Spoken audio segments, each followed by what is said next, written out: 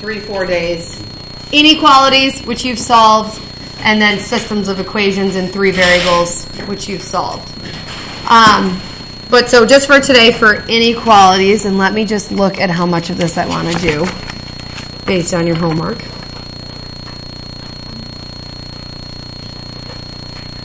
Okay. Okay, we're just doing the front today, and then tomorrow we'll do the back. So just in general, when you're solving an equation versus an inequality, what do you know is the main difference that you have to be mindful of? Does anybody know? What'd you say, Faith? Right, and so how does that affect your methodology when you're solving? Well, they probably won't. Yes. There's a flip in there, JR. Good. What do you have to flip? The symbol. Yep. Sometimes you'll have to flip the symbol, like you'll have to flip the less than to a greater than, but not always. When? When does that come up? When you're dividing by a negative, or if you're, what operation could also arguably be division? Multiplying. Multiplying and division are kind of the same operation in a way. Like if you divide by 3, that's the same as multiplying by 1/3. So if you're multiplying or dividing, multiply or divide by a negative number on both sides, when it's like part of the solving process, divide both sides by -2, you have to flip the sign. There's, I could break it down and show you the logic behind why that has to happen in a really simple example, and you would get it. But for the most part, do you remember that? Again, though, it's been 3 years since you've done inequalities. They're not in Algebra 2.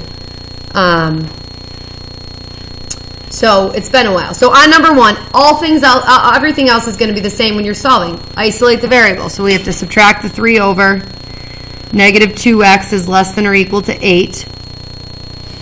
And this would be a perfect example. You're dividing both sides by -2. X is now greater than or equal to -4. So who said they're not going to be equal? Right. You're not going to know at the end of solving this what x's value is. Because the reality is x could be a gazillion different things. X can be any number at all that's greater than or equal to -4.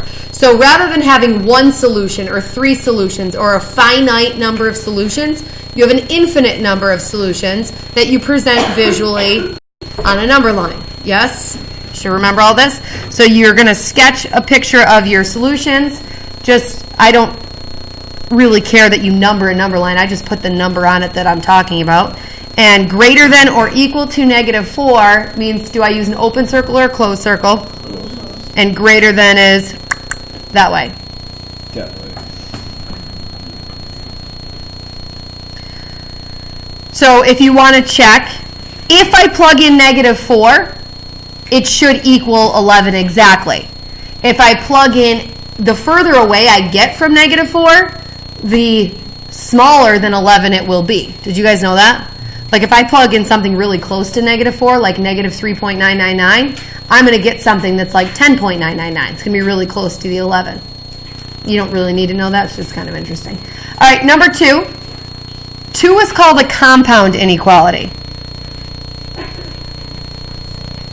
Anytime there's like ands or ors. So we have an expression 2x plus 1, and we actually know 2 things about it. It's bigger than -3, but it's less than or equal to +3. So in other words, 2x plus 1 is between -3 and 3. We all are familiar with that notation? Okay?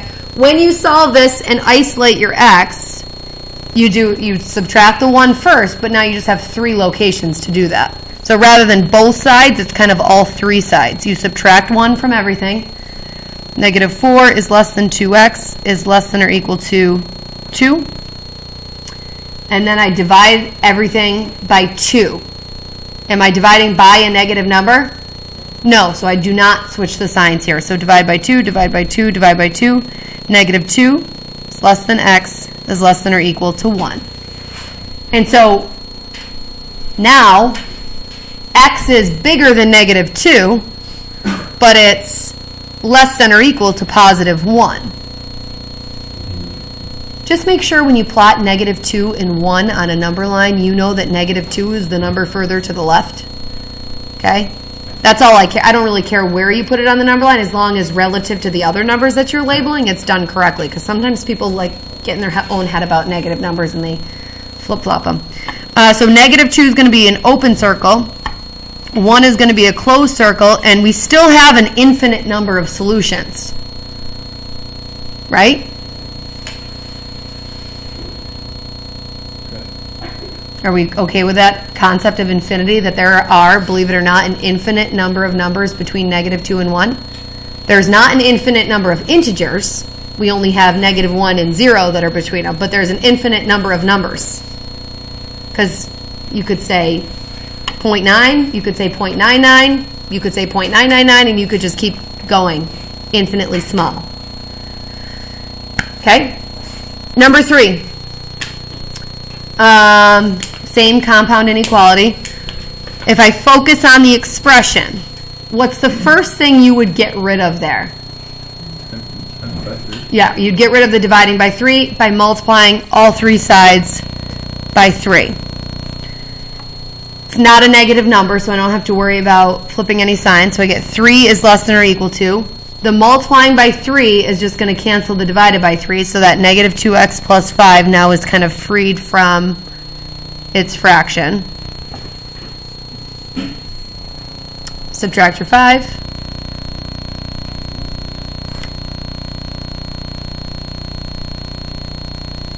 Oops, 28. And divide by negative 2, which is dividing by a negative number.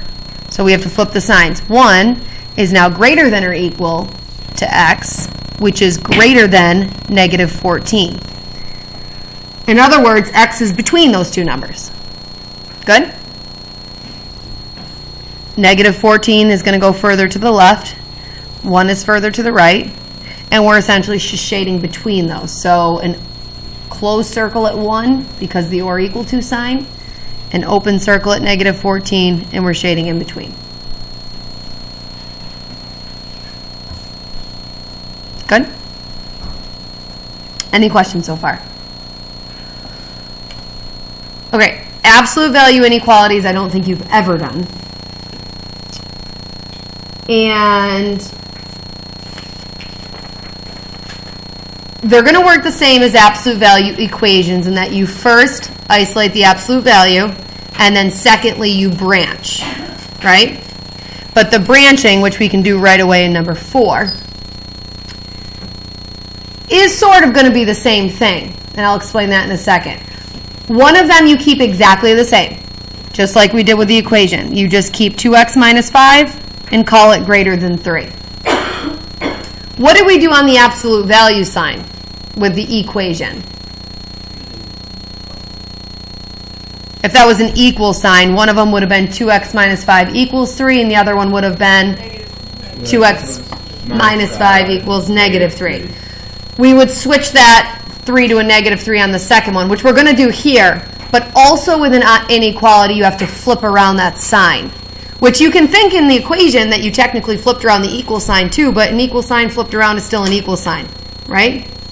So 2x minus 5 is now less than negative 3. So one you keep exactly the same, the other you flip the direction of the symbol and you negate. And then solve each of them separately. You can do that on your own and just check, make sure we're all on the same page.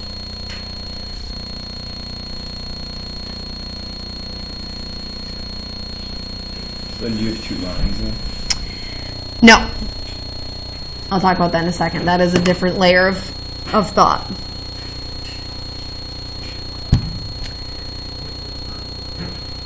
You are going to graph your solutions on a single number line. What you have to decide is Is there any way to be both of those things? If so, it's an in-between type of shading, kind of like this compound inequality.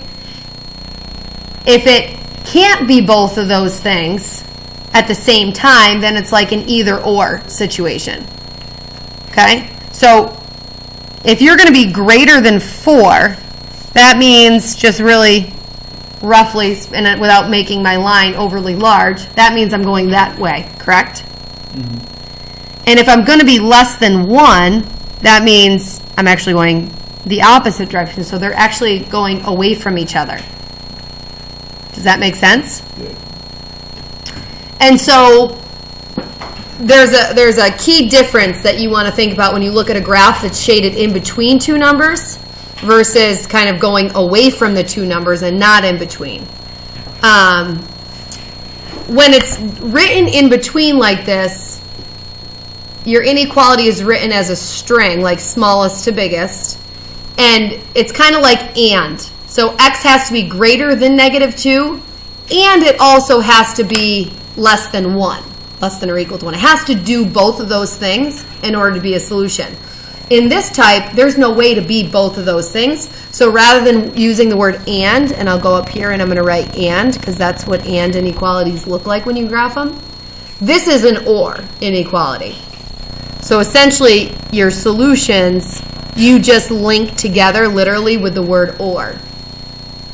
Versus and inequalities, you don't actually usually use the word and, you write it using that notation. Okay?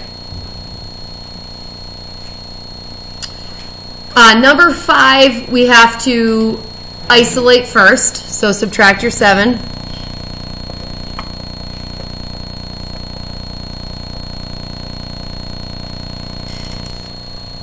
And divide by -2, which means you have to switch the sign to less than or equal to, because we divided by a negative. And then why don't you guys go ahead and branch this one on your own and see if you can't come up with the proper graph.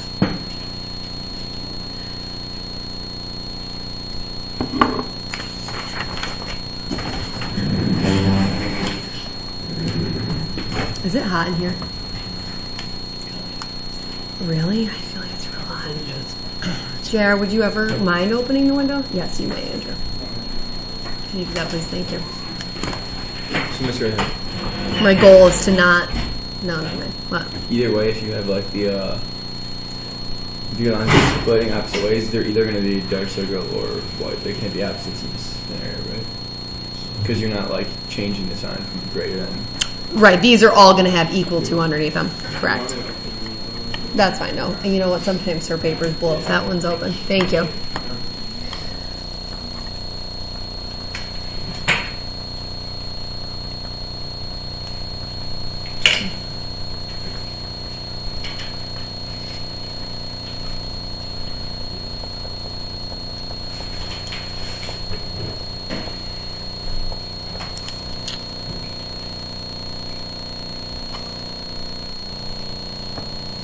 Raise your hand if you're done.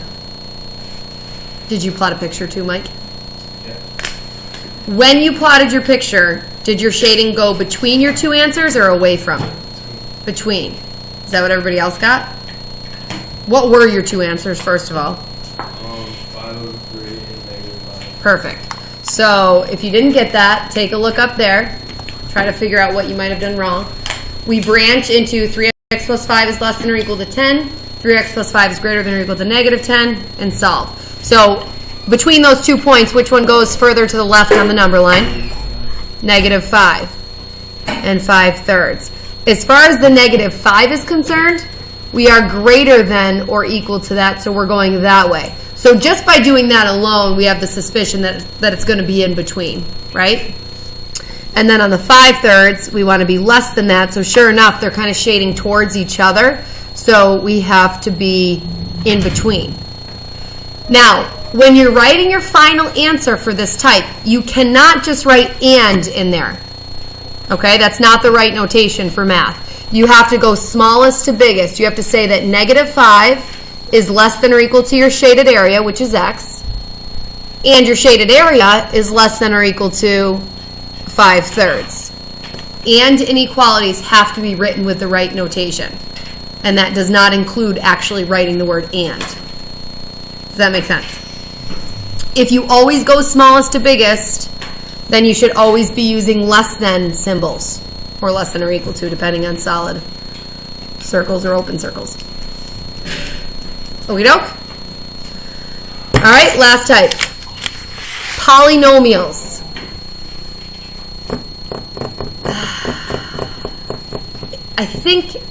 I don't know. Hills, you're going to have to tell me if you did this last year or not. No. You didn't do this skill, but let me pose that question in a minute. There's a part of this that might be more familiar to you guys than anybody else. Okay, just like regular quadratics, trinomials, we're going to solve them the same way. We're going to get everything equal to 0. So I'm going to subtract that 6 over. And you want to find the roots, okay? Because the roots are the x-intercepts. And the x-intercepts are where graphs may or may not go from negative to positive or positive to negative, right? Positive meaning above the x-axis, negative meaning below. So we're still going to factor. We're still going to tee this up. And we're going to get roots of 3 and negative 2. And this is where we're going to set up our number line. Negative 2 and 3. And we are going to use solid circles because we have less than or equal to. Now, what this did, and this is where Mr. and Mrs. Hill's kids might have done something similar to this. What this does is gives us 3 different intervals that we need to check. Is the function, we're looking for the function to be less than or equal to 0. So you're going to check a number in this interval. Keep your life simple. Check negative 3. And when you plug in negative 3, and you can plug it into this version, or it will probably be easier to plug it into the factored version. If you plug in negative 3, you're going to get a negative 6. Who cares what the number is? It's a negative number. And you're going to get a negative 1 when you plug in negative 3. A negative times a negative is a positive. And is a positive less than 0? No. So those are not solutions. Numbers below negative 2 are going to give us a negative times a negative, which is a positive, and that's not less than or equal to 0. If you pick something within this interval, 0 is going to be your easiest bet. You plug in 0, will 0 give you something less than 0? If you plug in 0, you're going to get a negative number times a positive number. A negative times a positive is a negative. Is a negative less than 0? Yes. So these are all solutions. And if you check something over 3, like 4, you're going to get a positive times a positive, which is a positive, which is that less than 0? No. Positives are not less than 0. If you had Mr. or Mrs. Hills, and maybe Mrs. Ziggy does it this way too, this is how you guys decided increasing or decreasing on odd polynomials versus even polynomials. My kids, we did it a different way. We just did end behavior. Like we did positive odd. We knew it started low, ended high, and we just kind of sketched it that way. So my kids, you've not seen this before, but everybody else should have. And it's different because you're not really graphing, but you're just finding solutions, but it's the same little sign chart. Okay? Just so you're aware, if you guys ever were to look at this picture, you know it has roots at negative 2 and 3. Does this positive even polynomial open up or open down? Y equals x squared. Up, right? Positive a value opens up. So you guys can just look at this and you can tell me, where is this function less than 0? Where is it in the negatives? Below the x-axis, right? Right there between negative 2 and 3. So your visual could also answer this for you. But we got to show the sign chart. You have to show the sign chart. Jump to 8. Get it equal to 0. So I'm going to subtract my 4x over and subtract my 4 over.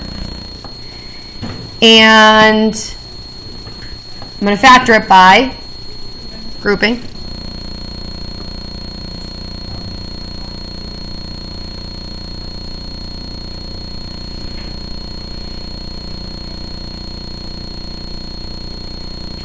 Then I get a difference of perfect squares thrown at me. This one has 3 roots.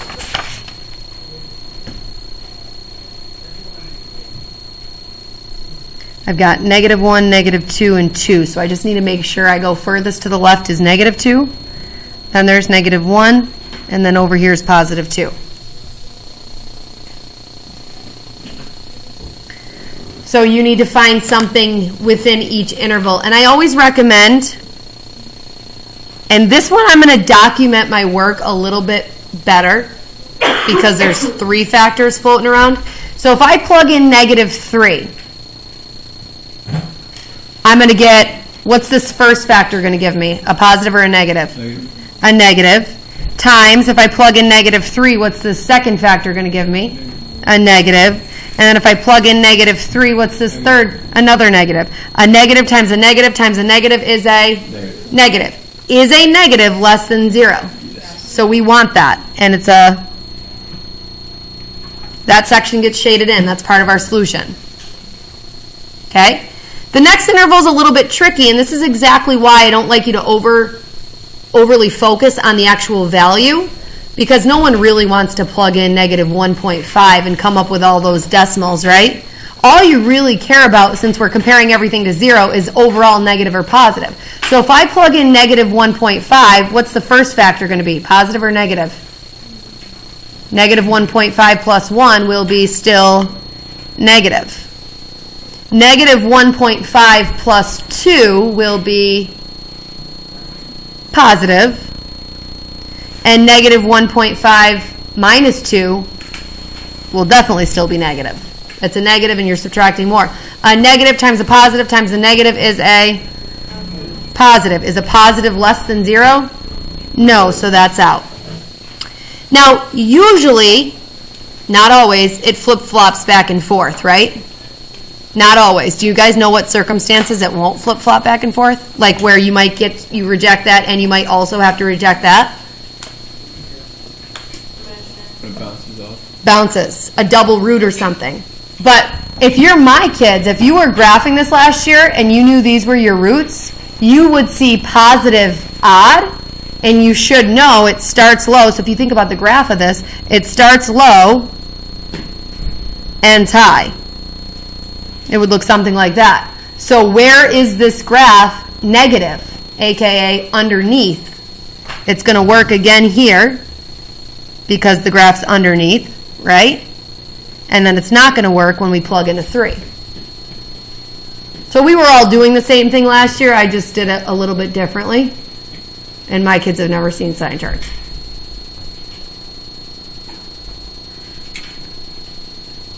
Does this make sense? Yeah. So what Connor just mentioned, and I'm going to throw it here, is if something ever was a double root, it hits it and it bounces. Well, guess what? If you test to the left of this, it's going to be negative. If you test to the right of it, it's still going to be negative.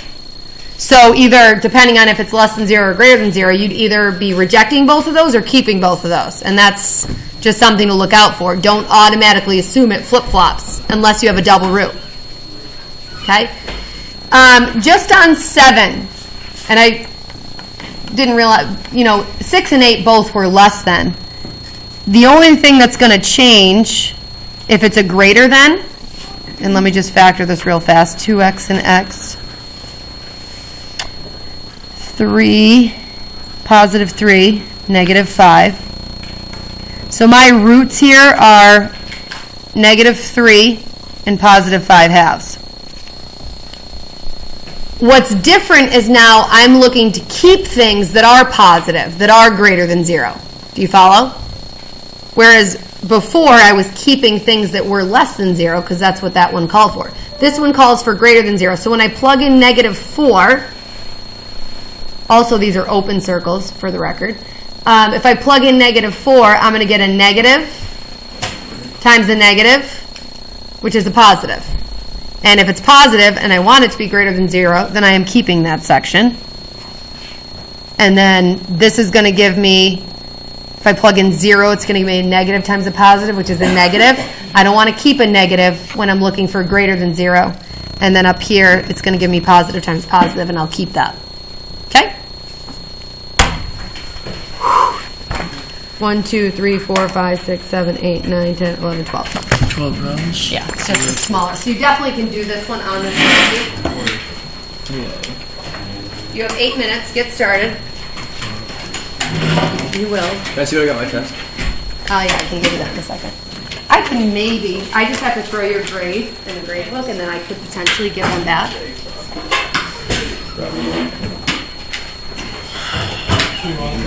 Yeah.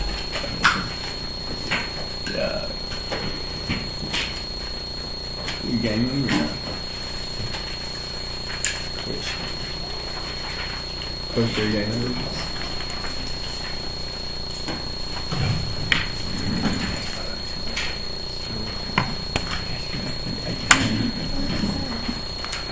So go ahead and get started.